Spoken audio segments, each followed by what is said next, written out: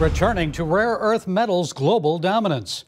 The United States is engaged in a competitive struggle with China over the mining and production of minerals that are essential for national security and economic prosperity. The U.S. Department of Defense has moved to acquire a 15% ownership stake in MP Materials, the company that operates the Mountain Pass rare earth mine located in the Mojave Desert. Additionally, a second U.S. rare earth mine was opened this week by Ramaco near Sheridan, Wyoming. Meanwhile, China is working to increase its share of the global rare earth metals market, which currently stands at 70%.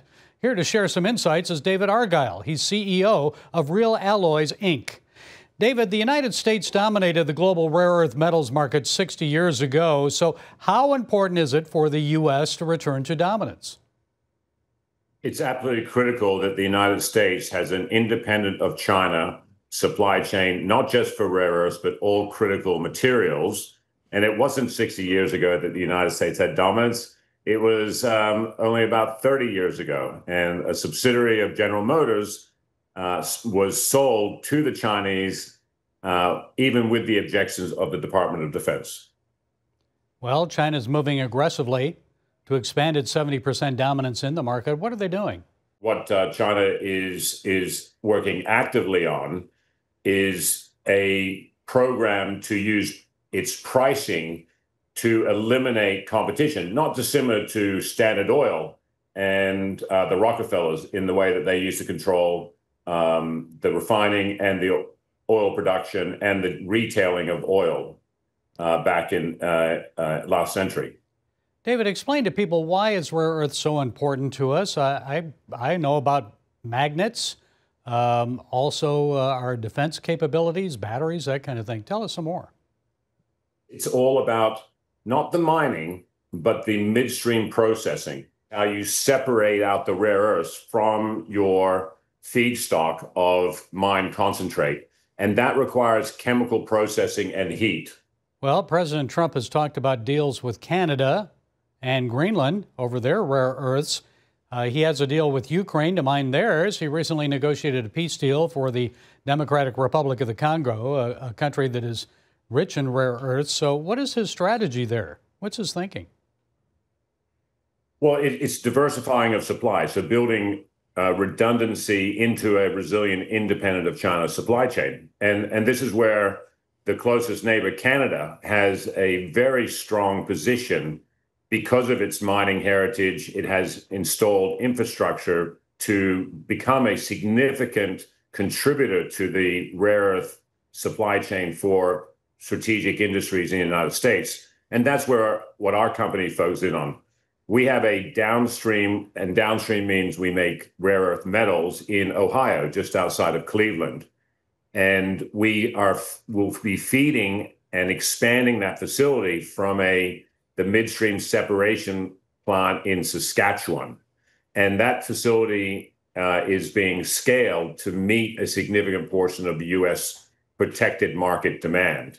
So we are actually working in parallel with MP Materials to achieve the same strategic objective for the United States government. We are doing it with our strengths, which is the midstream separation and the downstream metallization. And this is a key augment capacity that the United States will have. Okay, so no hefty tariffs on Canadian rare earth metals. The president has also entered into an agreement, I guess last month they signed one with China on rare earths from China. How significant was that? That has just opened up for a period of time a trickle of rare earth magnet supply to key industries encompassing car manufacturers, renewable energy, other big electric motor manufacturers. So it's very tenuous. It's working for the time being, but China is refusing to send any rare earths that have the potential to be used for military applications, highlighting the weakness that the United States currently is in. But active steps are being taken by the president to resolve this. Well, what then must be done by the Congress and the president to resolve it? Well, they've taken a very proactive step with MP Materials, and also to encourage the framework for industry and capital. And this is one of the great things of America, is that industry and capital do respond, and they respond quickly when they see that the government is truly committed to having an independent supply chain. This is not the first time that rare earths have been shut off from the United States and the rest of the world. It happened first in 2011, happened again in 2015, it happened again in 2019, and now it's happening in 2025.